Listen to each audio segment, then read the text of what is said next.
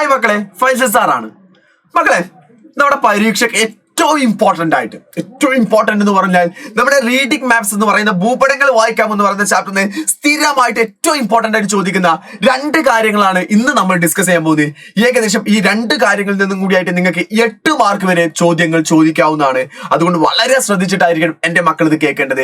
എന്നാലോ വളരെ ഈസി ആയിട്ട് നമ്മളെ കൊണ്ട് കാര്യങ്ങൾ മനസ്സിലാക്കി എടുക്കാനും പറ്റുന്നതാണ്. അതിൽ ആദ്യത്തേതാണ്, മാപ്പിനെ നമ്മൾ പല രീതിയിൽ ക്ലാസിഫൈ ചെയ്യാറുണ്ട്. മാപ്പിന്റെ ഫംഗ്ഷൻ ബേസ് ചെയ്തിട്ട് എന്ന് വെച്ചാൽ മാപ്പുകൾ ചെയ്യുന്ന ധർമ്മത്തിന്റെ ബേസിൽ മാപ്പിനെ നമ്മൾ ക്ലാസിഫൈ ചെയ്യാണ്, തരം തിരിക്കുകയാണെങ്കിൽ നമ്മൾ മാപ്പിനെ ക്ലാസിഫൈ ചെയ്യാനുള്ളത് ഫിസിക്കൽ മാപ്പുകളും അതുപോലെ തന്നെ കൾച്ചറൽ മാപ്പുകളുമാണ്. അഥവാ ഭൗതിക ഭൂപടങ്ങളും സാംസ്കാരിക ഭൂപടങ്ങളും എന്ന് പറഞ്ഞുകൊണ്ട് രണ്ടെണ്ണമായിട്ടാണ് തരം തിരിക്കുക. അതിലെ ഫിസിക്കൽ മാപ്പ് എന്ന് പറഞ്ഞാൽ സിമ്പിൾ ആയിട്ട് പറയുകയാണെങ്കിൽ that all the natural features of the earth surface, എർത്തിലുള്ള ഭൂമിയിലുള്ള പ്രകൃതി നിർമ്മിച്ച വസ്തുക്കളുടെ ഭൂപടമാണെങ്കിൽ അതെന്താണ്? ഭൗതിക ഭൂപടമാണ്. ഇപ്പൊ പ്രകൃതി നിർമ്മിച്ച എന്ന് പറയുകയാണെങ്കിൽ ഉദാഹരണം ക്ലൈമറ്റ്, കാലാവസ്ഥ നമ്മൾ ഉണ്ടാക്കിയാണോ മനുഷ്യൻ നിർമ്മിച്ചാണോ? അല്ല, അത് പ്രകൃതിയുടേത് തന്നെയാ.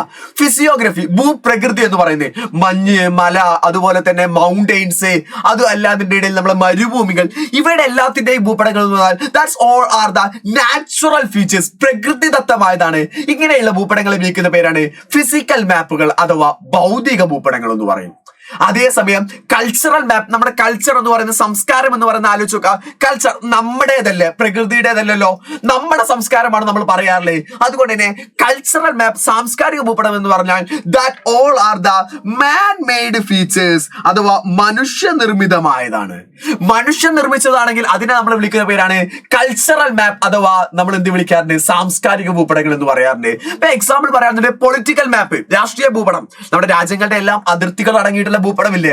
ഈ രാജ്യങ്ങളുടെ അതിർത്തികൾ നിർമ്മിച്ചത് നമ്മുടെ പ്രകൃതിയാണോ? അല്ല, മനുഷ്യനാ. ഈ പൊളിറ്റിക്കൽ മാപ്പ് എന്ന് പറയുന്നത് ഏത് ഭൂപടമാണ്? കൾച്ചറൽ മാപ്പാണ്. അതുപോലെ തന്നെ അഗ്രികൾച്ചറൽ മാപ്പ്, കൃഷി നമ്മൾ ഉണ്ടാക്കുന്നതല്ലേ. അതുപോലെ തന്നെ ഇൻഡസ്ട്രി, വ്യവസായ മേഖലകളുടെ മാപ്പുകൾ, ഇവയെല്ലാം ഏത് മാപ്പുകൾക്ക് ഉദാഹരണമാണ്? കൾച്ചറൽ മാപ്പുകൾക്ക്, സാംസ്കാരിക ഭൂപടങ്ങൾക്ക് ഉദാഹരണമാണ്. ഇതിന് നിങ്ങൾക്ക് ഒരുപാട് ഉദാഹരണങ്ങൾ ചോദിച്ചാൽ, ഇവയുടെ അപ്പുറമായിട്ട് ഉദാഹരണങ്ങൾ ചോദിച്ചാൽ ഞാൻ ഒരുപാട് ഉദാഹരണങ്ങൾ നിങ്ങൾക്ക് തന്നിട്ടുണ്ട്. ഫിസിക്കൽ മാപ്പുകൾക്കാണ് ഈ സോയിൽ മാപ്പ്, ക്ലൈമറ്റ് മാപ്പ്, നാച്ചുറൽ മാപ്പ്, ആസ്ട്രോണമിക്കൽ മാപ്പ്, വെതർ മാപ്പ്, ഫിസിയോഗ്രഫിക്കൽ മാപ്പ് അഥവാ മണ്ണ് ഭൂപടം, കാലാവസ്ഥാ ഭൂപടം, നൈസർഗിക സസ്യജാല ഭൂപടം എന്ന് വെച്ചാൽ കാടുകളുടെയൊക്കെയാണ് നാച്ചുറൽ വെജിറ്റേഷൻ, നൈസർഗിക സസ്യജാലങ്ങൾ എന്ന് പറയാ. ജ്യോതിശാസ്ത്ര ഭൂപടം, ദിനാവസ്ഥ ഭൂപടം, ഭൂപ്രകൃതി ഭൂപടങ്ങൾ, ഇവയെല്ലാം എന്ത് ചെയ്യാണ്? ഫിസിക്കൽ മാപ്പുകൾക്ക്, ഭൗതിക ഭൂപടങ്ങൾക്ക് ഉദാഹരണമാണ്. അതേസമയം കൾച്ചറൽ മാപ്പുകൾക്ക് മനുഷ്യൻ നിർമ്മിച്ചതാണെന്നുണ്ടെങ്കിൽ പൊളിറ്റിക്കൽ മാപ്പ് ആയിക്കോട്ടെ, അഗ്രികൾച്ചറൽ മാപ്പ്, ഇൻഡസ്ട്രിയൽ മാപ്പ്, മിലിറ്ററി മാപ്പ്, ലാൻഡ് യൂസ് മാപ്പ്, ഹിസ്റ്റോറിക്കൽ മാപ്പ്. രാഷ്ട്രീയ ഭൂപടം, കാർഷിക ഭൂപടം, വ്യാവസായിക ഭൂപടം, സൈനിക ഭൂപടം, ഭൂവിനിയോഗ ഭൂപടം, ചരിത്ര ഭൂപടം, ഇവയെല്ലാം എന്തിനു ഉദാഹരണമാണ്? സാംസ്കാരിക ഭൂപടങ്ങൾക്ക് ഉദാഹരണമാണ്. അപ്പൊ അത് രണ്ടും നമ്മൾ പഠിച്ചു. ഫിസിക്കൽ മാപ്പും കൾച്ചറൽ മാപ്പും, സാംസ്കാരിക ഭൂപടവും ഭൗതിക ഭൂപടവും നമ്മൾ പഠിച്ചു. ഇനി അടുത്തതായിട്ട് മാപ്പ് നമ്മൾ തരംതിരിക്കുകയാണെങ്കിൽ അടുത്ത രീതിയിൽ തരംതിരിക്കുകയാണ് സ്മോൾ സ്കെയിൽ മാപ്പും ലാർജ് സ്കെയിൽ മാപ്പും, വലിയ തോത് ഭൂപടങ്ങളും ചെറിയ തോത് ഭൂപടങ്ങളും. അതിന് മക്കളെ, ഈ സ്മോൾ സ്കെയിൽ മാപ്പ് എന്ന് പറഞ്ഞാൽ ചെറിയ തോത് ഭൂപടം എന്ന് പറയുകയാണെങ്കിൽ ഞാൻ എളുപ്പത്തിൽ നിങ്ങൾക്ക് മനസ്സിലാക്കിയിട്ട് തരാം.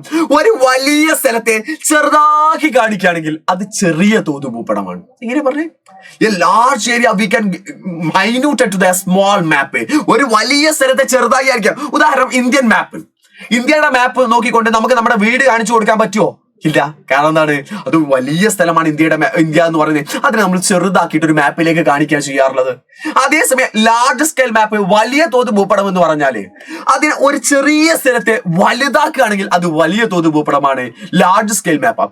എക്സാമ്പിൾ പറയാം, നമ്മുടെ സ്കൂളിന്റെ മാപ്പ് വെച്ചുകൊണ്ട് നമുക്ക് നമ്മുടെ ക്ലാസ് റൂം കറക്റ്റ് ആയിട്ട് ഐഡന്റിഫൈ ചെയ്യാൻ പറ്റും. ഇല്ലേ?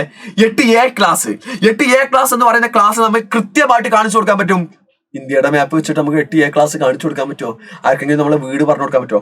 അപ്പൊ മക്കളെ, നിങ്ങൾ ആലോചിക്കുക, ഏറ്റവും കൂടുതൽ വിവരങ്ങൾ അടങ്ങുന്ന, ഏറ്റവും മൈന്യൂട്ട്, ഏറ്റവും ചെറിയ വിവരങ്ങൾ വരെ അടങ്ങുന്ന മാപ്പ് ഏതായിരിക്കും? ലാർജ് സ്കെയിൽ മാപ്പ് ആയിരിക്കും, വലിയ തോത് ഭൂപടമായിരിക്കും. അതിൽ നമുക്ക് എല്ലാ വിവരങ്ങളും ഉണ്ടായിരിക്കും. നമ്മുടെ ഡോറാബുജിയുടെ ഭൂപടം പോലെയുള്ള എല്ലാ വിവരങ്ങളും അതിലുണ്ടായിരിക്കും. സ്മാൾ സ്കെയിൽ എല്ലാ വിവരവും ഉണ്ടാവോ? ഇല്ല. ഏറ്റവും പ്രധാനപ്പെട്ട വിവരങ്ങൾ മാത്രമേ ചെറിയ തോത് ഭൂപടത്തിൽ ഉണ്ടാവുള്ളൂ.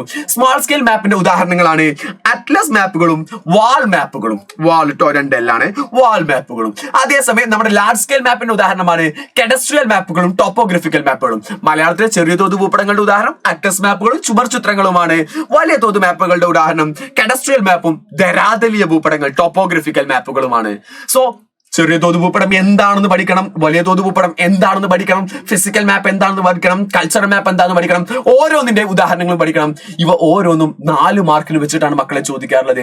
ഫിസിക്കൽ മാപ്പും കൾച്ചറൽ മാപ്പും കൂടെ 4 മാർക്കിന് ക്വസ്റ്റ്യൻ ചോദിക്കും.